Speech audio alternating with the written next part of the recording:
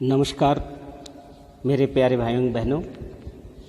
आज मैं एक बहुत ही रहस्यमय घटनाओं के बारे में आप सबके सामने बताना चाहूँगा।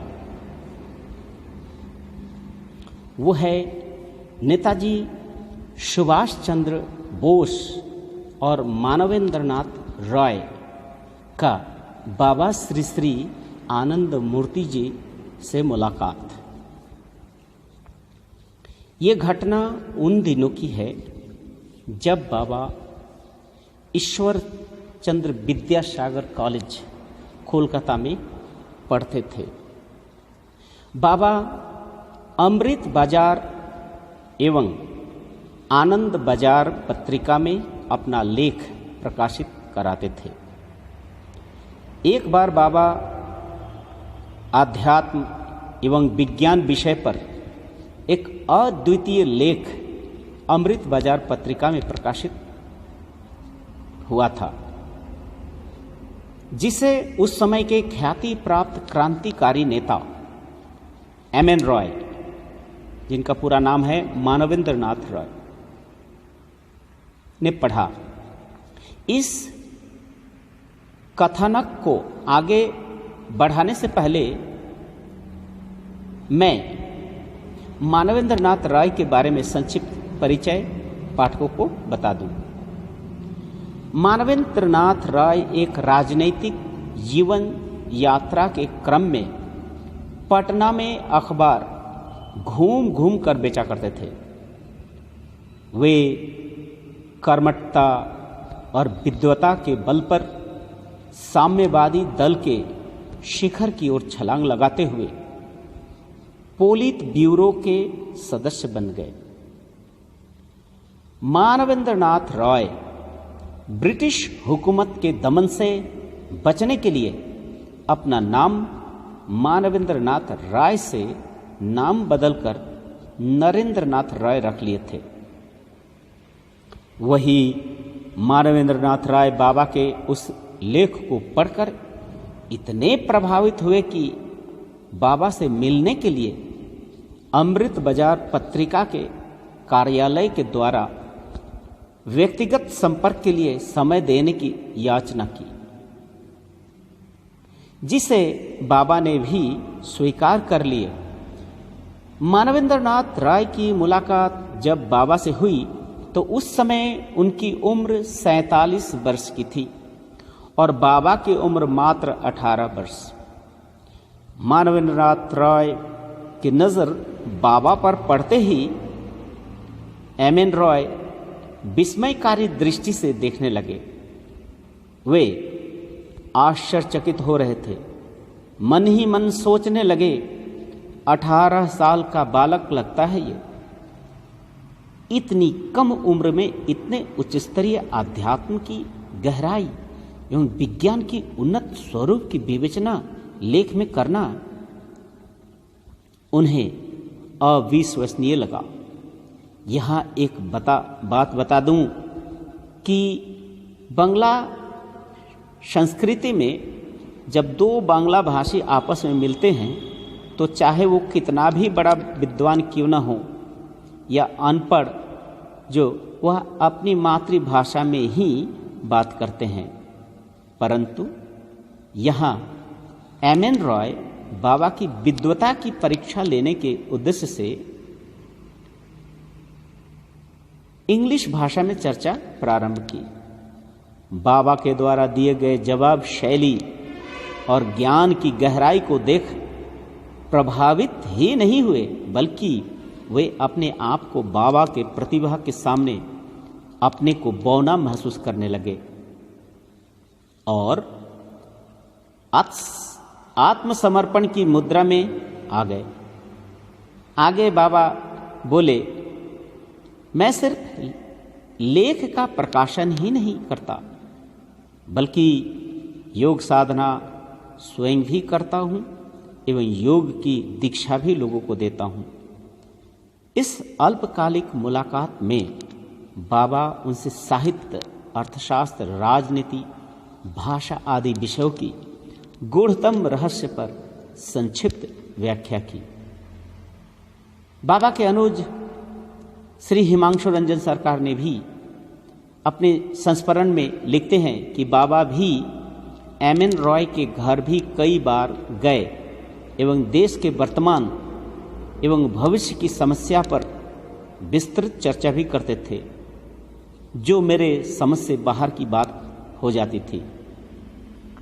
मानवेंद्रनाथ रॉय इस मुलाकात के बाद इतना तो बाबा के बारे में समझ चुका था कि ये भले ही देखने में एक छोटा सा बालक दिखता हो, लेकिन ये साधारण बालक नहीं है।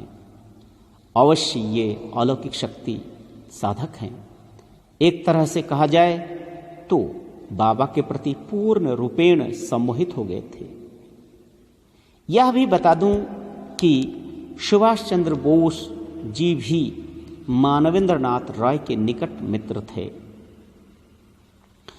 भले ही दोनों की विचारधारा अलग अलग थे, परंतु उद्देश्य तो दोनों का एक रहने के कारण मत भिन्नता होने के बावजूद मित्रता भी प्रगाढ़ थी।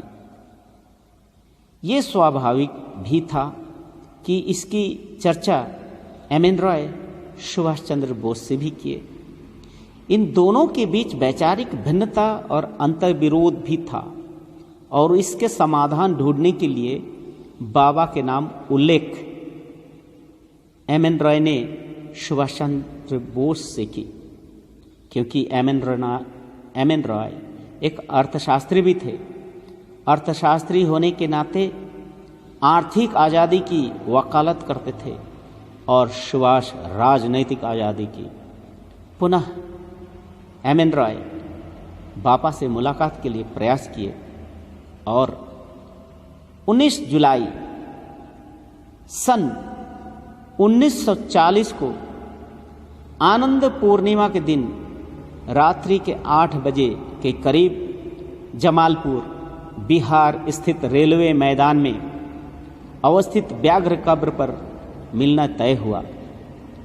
बाद में बाबा स्वयं इसकी चर्चा करते हुए बोले कि जिस समय सुभाष चंद्र बोस और एम.एन. रॉय मुझसे मिलने आए तो सुभाष चंद्र बोस धोती कुर्ता में एवं एम.एन. रॉय पैंट शर्ट में थे।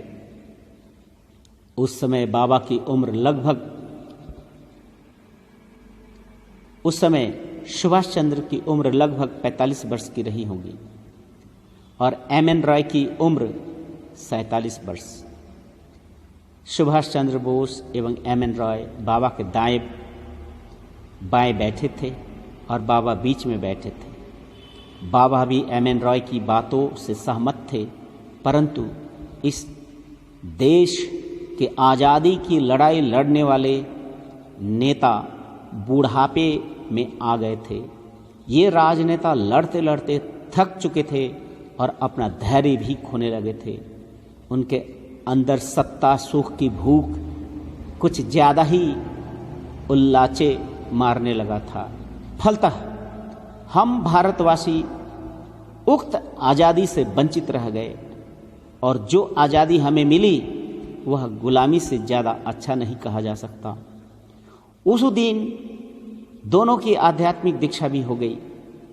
दीक्षा के उपरांत एम.एन. रॉय साम्यवादी विचार त्याग कर एक नई राजनीतिक दल का निर्माण किए, जिसका नाम रेडिकल डेमोक्रेटिक पार्टी रखा तथा न्यू रेडिकल सोसाइटी नामक ग्रंथ की कई भागों में रचना की गई, जिसके लेखक एम.एन. रॉय थे। इस पुस्तक में कुछ और नहीं बल्कि बाबा के द्वारा बोले आप्त वाक्य की विवेचना मात्र थी। बाबा आगे बोले कि जिस दिन मैं सुभाष और एम.एन. रॉय को राजनीति और अर्थशास्त्र के बारे में समझा रहा था, उसी दिन मेरे मन में यह आया था कि भविष्य में जिस सामाजिक व्यवस्था की मेरी परिकल्पना है, उसमें सामाजिक, आर्थिक और राजनीतिक तीनों का समन्वय सन्निहित होगा। अंत में बाबा 19 साल बाद 1959 में प्रौत दर्शन को प्रतिपादित किए। पाठकों, सुभाष चंद्र बोस के बारे में यह कह देना चाहता हूँ कि बाबा उन्हें आगे चलकर कापालिक साधना भी दीक्षा दिए और सारे कार्यक्रम में उन्हें शारीरिक एवं सूक्ष्म स्तरीय सहयोग करते रहे। धन्यवाद। नमस्कार।